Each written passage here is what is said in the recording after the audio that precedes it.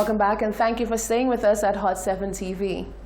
On May 25, 2020, the killing of African-American George Floyd by white police officer Derek Chauvin in Minneapolis, USA, was seemingly the straw that broke the camel's back, as Floyd's death sparked a worldwide uprising against racism. The killing led to worldwide protests, as well as riots and even looting, mainly in America. On Thursday, Floyd was laid to rest and was televised live on national television. Here are some clippings of the ceremony. The thing that I would miss about him most is his hugs. Like, he was this great big giant, and when he would wrap his arms around you, you would just feel like, you know, everything could just go away.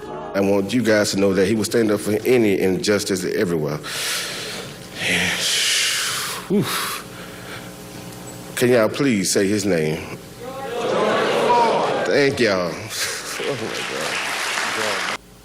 Should not be among the deceased.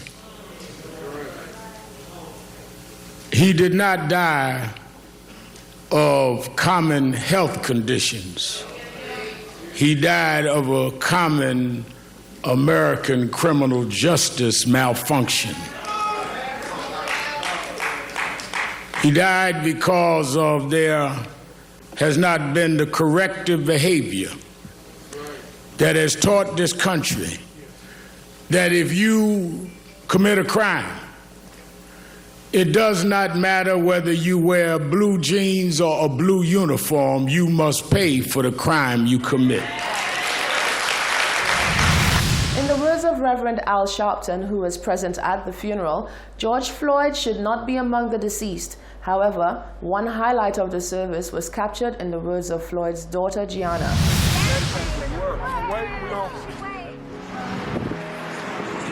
She did what? On a lighter side, Senator Fortuna Belrose is weighing in on the recent behavior of politicians inside the House of Assembly over the past week, which involved exchange of insulting words and temper flares. Belrose explains that political ping-pong inside the House is normal. However, she warns that politicians need to be mindful of the fact that one's words are telltale signs of their true characters. The Cockalorum, the parliamentary representative from Ancillary Canneries. Cockalorum. You know what that is? You know what it is? You're opening your eyes. He says that I'm in politics since 1978. I'm a spent force, tired failure. And if you don't know what Cockalorum means, it simply means a self-important little man. A small man with a big opinion of himself, and no one can deny that the honorable member has a big opinion. I know, Mr. Speaker, the sound, that's okay. That's okay, I have a big belly. Honorable member. What beyond to you, when you reach my age and you have a big belly, you look very unusual. Honorable. These were the words of former Prime Minister Dr. Kenny Anthony whilst addressing the House during a parliamentary sitting at the House of Assembly on Tuesday, June 2nd. His words were directed at Parliamentary Representative for Ancillary, Dominic Fede. The 49-second video has since gone viral, and whilst most have found Dr. Anthony's wit sharp and humorous, others have found the incident, as well as other similar exchanges across the board over the past week, childish and embarrassing. Addressing the issue on Thursday was Senator Fortuna Belrose, who said whilst this type of banter is normal in the House of Assembly, the politicians should be careful of their words as it reflects on their characters. We've lived in St. Lucia for a number of years, and we've seen the nature of the politics here. I think politics really is a reflection of who you are, because biblically it's said that out of the heart of a man, out of the mouth of a man, cometh the abundance of his heart. And so, if you're an individual who is respectful, if you're a law-abiding citizen, you understand the territory that you're in. Politics is a game where people play to win. And some people will go to lengths to do anything, to win. So it's up to them. And I think it's just up to your own conscience as an individual when you're in the scheme of things. The senator was asked for her thoughts on the behavior of her colleague Fede, whose brash behavior was said to have been the cause of Dr. Anthony's statement. Belrose put it all down to passion. I think the House is where the men and women who are elected by the people of this country to lead, they lead. And of course, it's an environment where people are passionate, where people express their views, and where they are literally free to do so under the guardianship of the Speaker of the House. So I didn't see the situation, but I think it's a place where you have a lot of passion flying. Belrose said generally the passion shown in the House reflects on the feelings of what is affecting the people in society. Reporting for Hot 7 News, I'm Rochelle Gonzalez. The Ministry of Health and Wellness ensures strict health protocol as school reopened for grade 6 and Form 5 students. More in this report from Fennell Neptune. The Ministry of Health and the Ministry of Education have been working tirelessly to ensure the health and safety of students and teachers as schools reopen for grade 6 and Form 5 students. As part of the precautions to prevent the potential spread of COVID-19, schools around the island facilitated both physical distancing and infection prevention and control measures. Chief Environmental Health Officer Packer Ragnanan expressed confidence that schools will adhere to the protocols and ensure teaching is delivered in a safe environment. We are living in a new period. The issue of COVID-19 is a very real issue.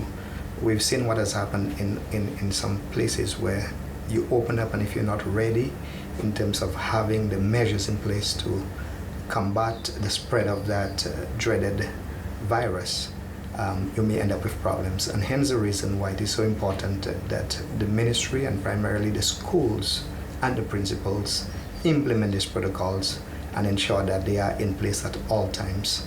Again, it is the measures that would ensure health and well-being of the population at the school. Principal of the Dame Paulette Louise Primary School, Eflin Leos, spoke on the health protocols implemented at the school. We were very conscious of social distancing. So we first of all placed markers along the ground on entry so that the students can keep their distance when coming into the compound. We also sent out letters to the parents stipulating that no one will be allowed on the compound without a mask. Parents were also asked to refrain from coming on the compound for anything except if it's an emergency. So we have only the children entering the compound. When students enter, they were informed in advance through the letter that they will stick to the markers, and when they get to a point that they will be sanitized. So we have our janitors. We had 4 janitors on the spot for sanitization, and they sprayed and sanitized the students. From that point, the students then moved to the next point where the temperatures were being taken by 2 teachers who were trained to do that specifically. One major component of the health protocols at the schools is the support of nurses to provide the services upon request. Assistant Principal Nursing Officer Tekla Jabatis spoke on this collaboration. Ahead of the reopening of schools, a contact list of healthcare facilities and regional supervisors has been circulated to all schools through the Department of Education. This is to facilitate ease of communication. The community health nurses will conduct regular visits to schools within their respective catchment areas. They will maintain regular contact with teachers and principals in order to address any concerns or any issues that may arise at the schools. The Ministry of Health advises that children with signs and symptoms of respiratory illness be kept home or seek medical care at the nearest community respiratory clinics. Reporting from the Communications Unit of the Ministry of Health and Wellness, I am Fennell Neptune. Barrel concessions are starting early as the government of St. Lucia delivered another promise in the Social Stabilization Plan.